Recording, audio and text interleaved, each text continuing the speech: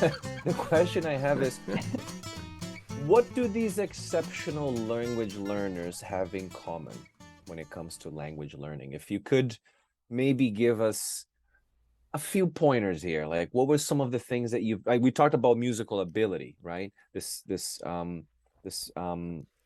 have this background in music, but what are other things that they shared um, after you went through? I mean, there are 30 of them. There's got to be some stuff that they have in common here.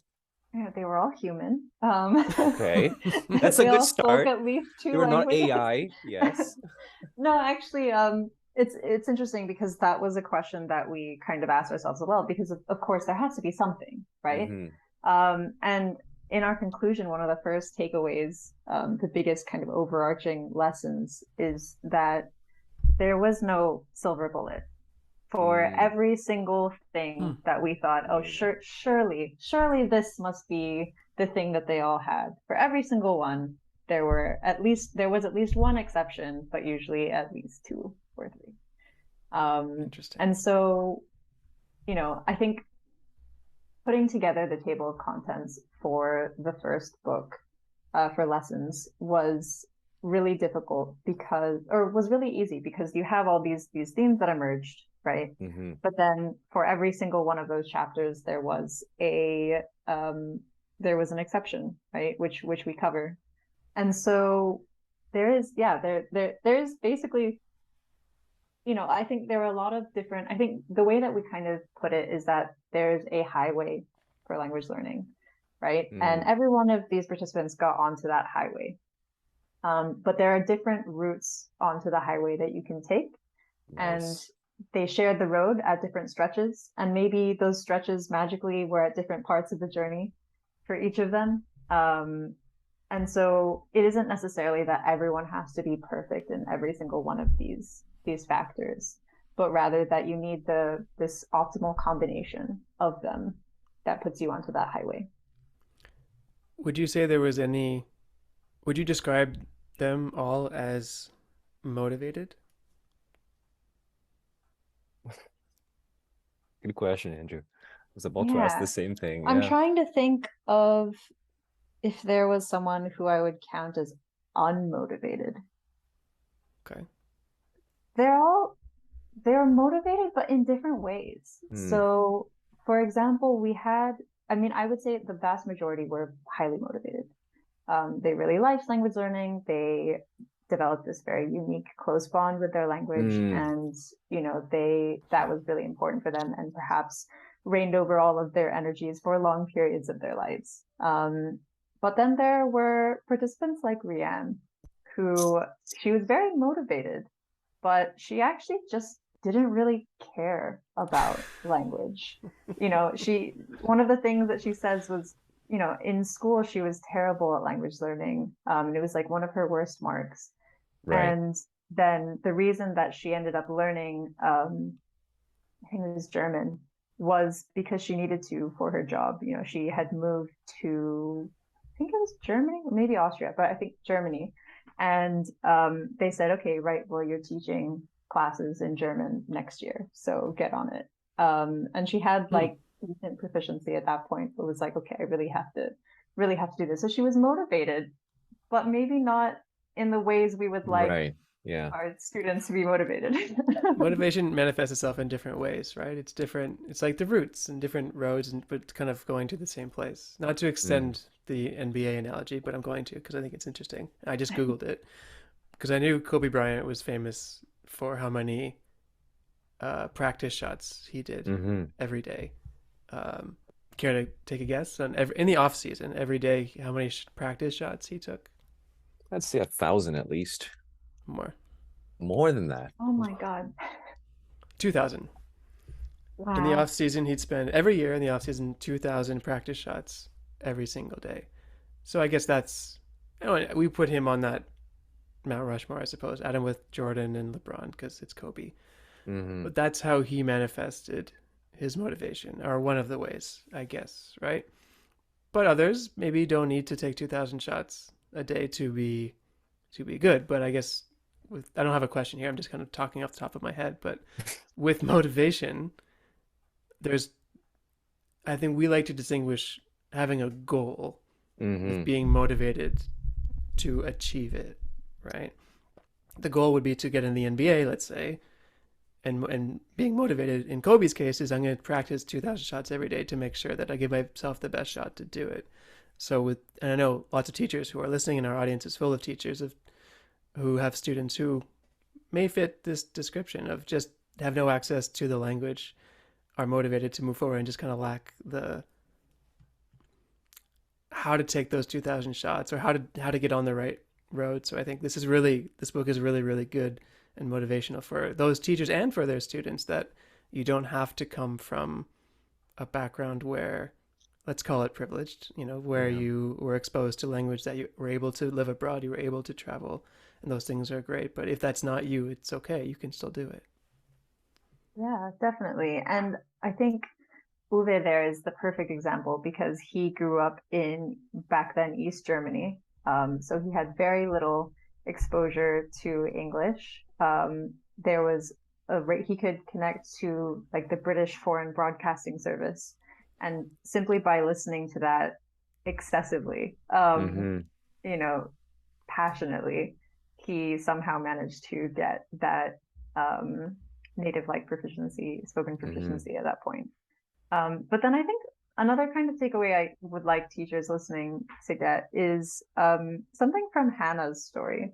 So Hannah is Finnish and she learned native like L2 English, and she actually counts herself as a very bad language learner. Specifically, I think a bad student. Um, Okay. to the point where in one of her courses, her teacher told her that she was probably one of the worst students that he had had, um, because she just didn't apply herself. Um, and yet she was actually like a very motivated person to learn English because English was important for her because it meant that she could talk to her friends that who also Mm-hmm. spoke English, or that she could watch the shows that she wanted to watch or read the books that she wanted to read. But when she rolled up to class, maybe she wouldn't do those assignments because they weren't necessarily I can they weren't totally what relate to vibed her. with her. I can Yep. totally relate to Hannah. That's exactly what I was like. You were saying that, I was like, oh my God, this is me. I am Hannah. I had this unique, because you were describing in the book the unique bond with the language. I just loved playing music. I loved having conversations with people. But my grades in English class, or my English classes, it was awful. And my mom kept saying, like, you speak the language. How can you not get like A's in English? I'm like, I don't know. I just don't apply myself in class. My teacher said I suck. I'm terrible at it. But at the same time, this I had this passion. I fell in love with English. I loved reading. I remember my first book in English. I remember reading Mary Shelley as a kid. And it's interesting because I find that, and I think you mentioned that one of the most important, I think, um, perhaps features amongst all the participants, as you said, is they all found a way to form this bond with their chosen language. And this bond can vary, right, in many different ways. And I remember it could be contact with a community, it could be culture. I was deeply attracted to English culture, to North American culture. I grew up watching Seinfeld.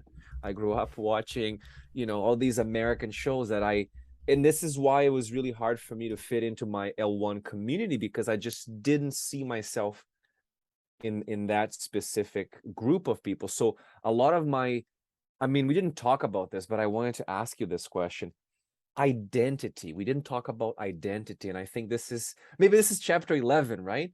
Where you talk about um, confidence, comfort, ownership. Maybe we can wrap things up by talking about chapter 11, apparently.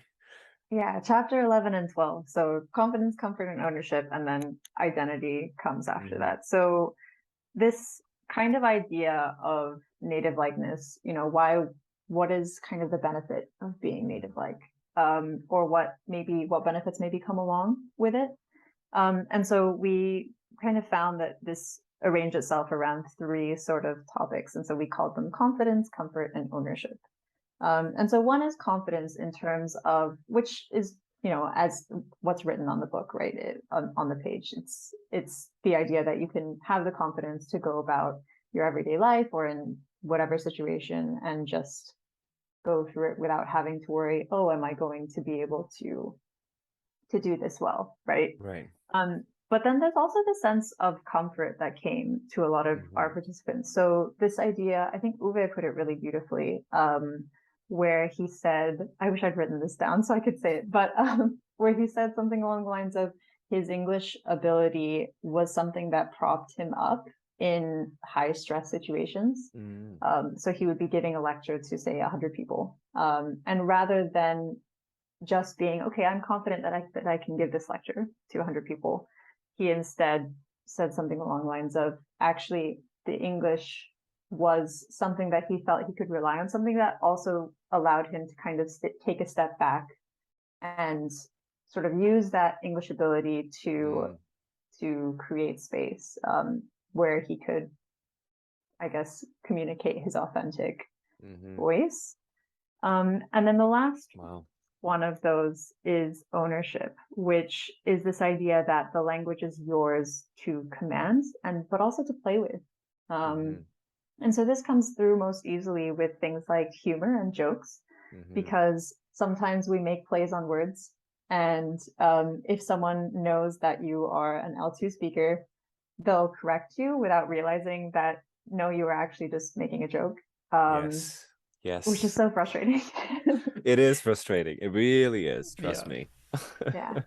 So that's like on a very basic level. But then there's also this kind of taking that unique bond that you create to a whole nother level where the language is kind of part of you, but also you are part of it.